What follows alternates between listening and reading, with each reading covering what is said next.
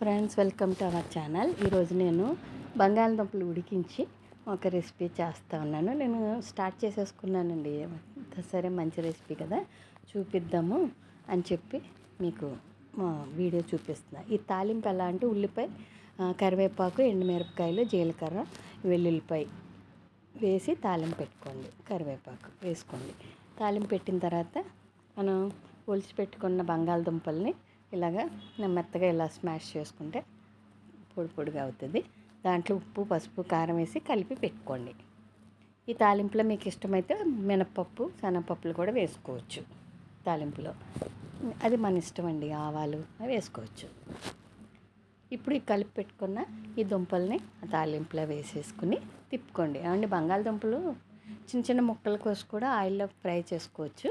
ఇలా అయితే కొంచెం ఆయిల్ కూడా మనకు తక్కువ పడుతుంది, కలుపుకోవడానికి బాగుంటుంది అనే ఉద్దేశంతో ఇలా చేశాను. దీనికి పక్కన రసం పెట్టుకుంటే చాలా టేస్ట్గా బాగుంటుంది. ఇది కలర్ చేంజ్ అయ్యే వరకు కొంచెం కలిగి పెట్టుకుంటూ ఉండండి.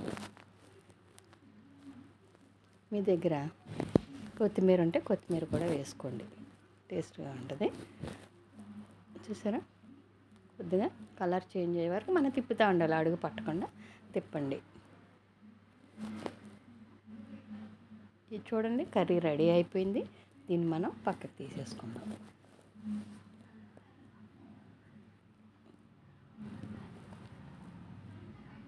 Tasty tasty potato curry ready అయిపోయింది. ఇది రసం అండి. దీంట్లో అన్ని వెజిటబుల్స్ వేసి, అంటే అన్ని వెజిటబుల్స్ అంటే బెండకాయ, వంకాయ, ములక్కాయ, కరివేపాకు, ఇవన్నీ ఆ తాలింపు వేసాం. కరివేపాకు అదిను ఇవన్నీ ఉడికించి చింతపండు పులుసు పోసి తాలింపు వేసుకుంటారండి. ఇంకొక మంచి వీడియోతో మళ్ళీ కలుసుకుందాం. Thank you for watching.